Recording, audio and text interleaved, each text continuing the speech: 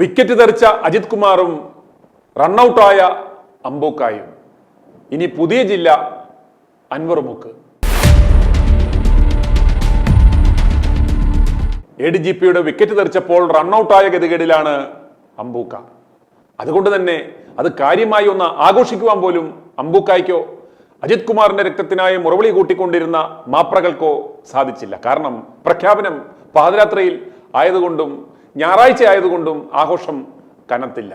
Law and order പദവിയിൽ നിന്ന് തൽക്കാലം ADGP അജിത് കുമാറിനെ മാറ്റിയെങ്കിലും അദ്ദേഹം പോലീസ് ആസ്ഥാനത്ത് തന്നെ തുടരും, ബറ്റാലിയൻ ADGP എന്ന പദവിയിൽ. സാഹിബ് വിരമിക്കുമ്പോൾ DGP പദവിയിലും വന്നേക്കാം. അതുകൊണ്ട് അധികം കിടന്ന് തിളയ്ക്കുവാൻ സ്കോപ്പില്ല എന്ന് ചുരുക്കം. എന്നാൽ അംബൂക്കായ്ക്കുണ്ടായ നഷ്ടം എന്താണെന്ന് നോക്കാം. പൊരേന്ന് ഇറങ്ങുകയും ചെയ്തു, തറവാട്ടിലോട്ട് എത്തിയുമില്ല എന്ന അവസ്ഥയിലായി കാര്യങ്ങൾ. പെരുവഴിയിലായെന്ന് ചുരുക്കം. ആരെങ്കിലും ഒരു ചെറിയ കയ്യുമായി രക്ഷാപ്രവർത്തനത്തിന് എത്തുമെന്ന് കരുതിയെങ്കിലും ആരും വന്നില്ല. തൻ്റെ കൂടെയുള്ള ആൾക്കൂട്ടത്തെ കാണിച്ച് DMK ദ്രാവിഡ മുന്നേറ്റ കഴകത്തിന്റെ കേരള ഘടകമായി മാറാം എന്നാണ് അംബൂക്ക മനസ്സിൽ ആഗ്രഹിച്ചതെങ്കിലും സ്റ്റാലിൻ അടുപ്പിച്ചില്ല എന്ന് മാത്രമല്ല, അവരുമായി യാതൊരു സഖ്യത്തിനും താല്പര്യമില്ല എന്ന് അദ്ദേഹം അർത്ഥശങ്കയ്ക്കിടയില്ലാത്ത വിധത്തിൽ അംബൂക്കായുടെ പരിപാടിക്ക് തൊട്ടു മുമ്പ് പ്രഖ്യാപിക്കുകയും ചെയ്തതോടെ ദ്രാവിഡ മുന്നേറ്റ കഴകം എന്ന DMKയുടെ ഒരു ഡ്യൂപ്പ് തന്നെ അങ്ങ് സ്വന്തമായിട്ടുണ്ടാക്കി. ഡെമോക്രാറ്റിക് മൂവ്മെന്റ് ഓഫ് കേരള അഥവാ DMK. എങ്ങനെയുണ്ട്? 1949 രൂപീകൃതമായ ഇപ്പോൾ തമിഴ്നാട് ഭരിക്കുന്ന പാർട്ടിയുടെ പോണ്ടിച്ചേരിയിലെ പ്രതിപക്ഷ പാർട്ടിയായ DMKയുടെ തന്നെ ഒരു ഡ്യൂപ്പ്. അപ്പോൾ ഈ കുഴിപ്പുളവനെ കേരളത്തിലെ ഘടകകക്ഷിയായി സ്റ്റാലിൻ പ്രഖ്യാപിച്ചിരുന്നു എങ്കിൽ എന്താകുമായിരുന്നു അവസ്ഥ? അംബൂക്കായുടെ കഴിഞ്ഞ 2 മാസമായുള്ള കുത്തിമറിച്ചിലും പുതിയ പാർട്ടി രൂപീകരണവും PR ഏജൻസിയുടെ പ്രകടനവും ദേശീയ തലത്തിലെ ഊമക്കത്തും ഒക്കെ കാണുമ്പോൾ നമുക്ക് മനസ്സിലാക്കാവുന്ന ഒരു കാര്യം, ഇത് കൃത്യമായ പ്ലാൻഡായ വെൽ സ്ക്രിപ്റ്റഡായ ഒരു ഡ്രാമാസ്കോപ്പ് നാടകം എന്നാണ്. മഞ്ചേരിയിലെ അംബൂക്കായുടെ പ്രഖ്യാപന സമ്മേളനം കാണുന്ന ആർക്കും മനസ്സിലാകും ഇതിന്റെ പിന്നിൽ വളരെ മെറ്റിക്കുലസ് ആയിട്ടുള്ള തയ്യാറെടുപ്പുകൾ നടത്തിയിട്ടുണ്ട്, വ്യക്തമായ പ്ലാനിംഗ് നടത്തിയിട്ടുണ്ട് എന്ന്. അംബൂക്ക ഒരു ട്രോജൻ കുതിരയാണെന്ന് ആരോ പറഞ്ഞത് വളരെ സത്യമാണ്.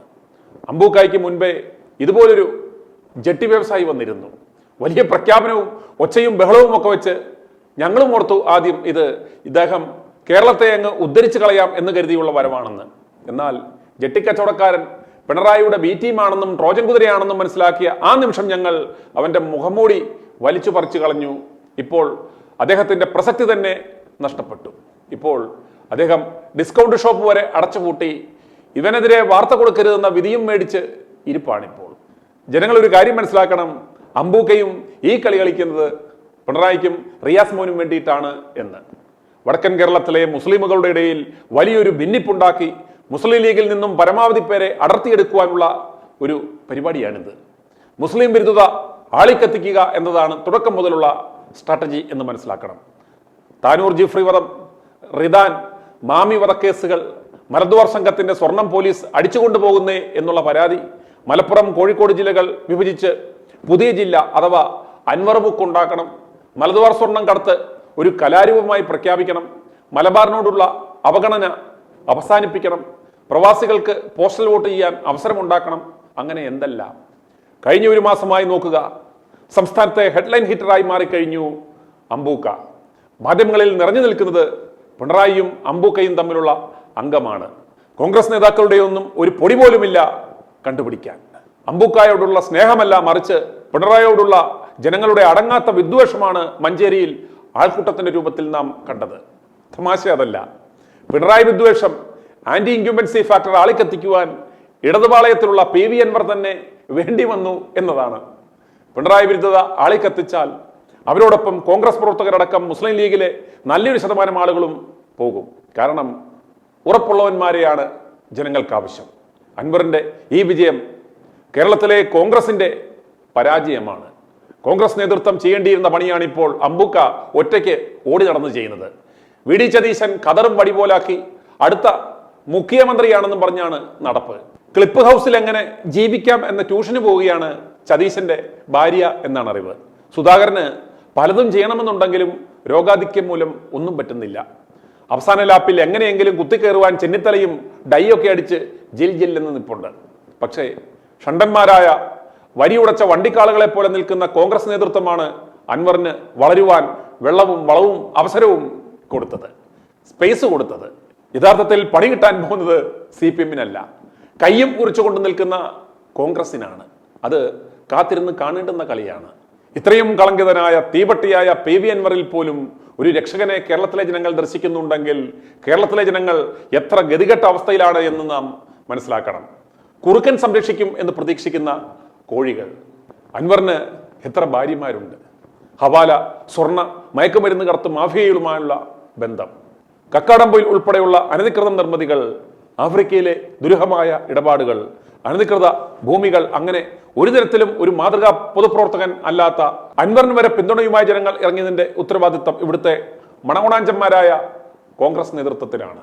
പിണറായിയും കുടുംബവും ഒരു സൈഡിലിരുന്ന് ജനങ്ങളെ നന്നായി വെറുപ്പിക്കുന്നത് കൊണ്ട് ലോക്സഭാ തെരഞ്ഞെടുപ്പിലെ ആ ട്രെൻഡ് വരുന്ന നിയമസഭാ തെരഞ്ഞെടുപ്പിലും ഉണ്ടാകും.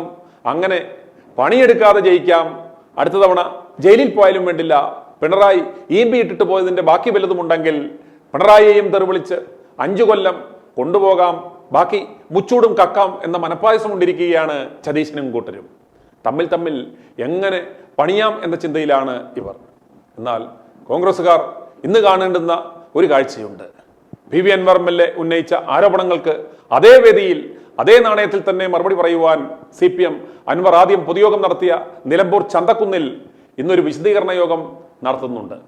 അതിലെ ആൾക്കൂട്ടം നിങ്ങളൊന്ന് കാണണം. ഈ ജനക്കൂട്ടം പ്ലസ് അൻവറിന്റെ കൂടെയുള്ള ജനക്കൂട്ടം മൈനസ് ജനക്കൂട്ടം, അതിൻ്റെയും ചെറിയൊരു ഭാഗം മാത്രമാണ് കോൺഗ്രസ് വോട്ടുകൾ എന്ന് മനസ്സിലാക്കുക. ഇങ്ങനെ പോയാൽ വരുന്ന തെരഞ്ഞെടുപ്പിൽ വലിച്ചോണ്ടിരിക്കത്തേയുള്ളൂ. എന്ത്? റബ്ബർ. ഈ തരംഗം എല്ലാ ജില്ലകളിലേക്കും പടർന്നാലോ? അൻവർ സേന പ്ലസ് CPM മൈനസ് ജനക്കൂട്ടം, ആര് നേട്ടമുണ്ടാകും? ആലോചിക്കുക. i2i News, an eye for truth. i2i News subscribe ചെയ്തിട്ടില്ലാത്തവർ ഇപ്പോൾ തന്നെ സബ്സ്ക്രൈബ് ചെയ്യുക. നോട്ടിഫിക്കേഷൻ ലഭിക്കുവാൻ ബെൽ ബട്ടണും അമർത്തുക.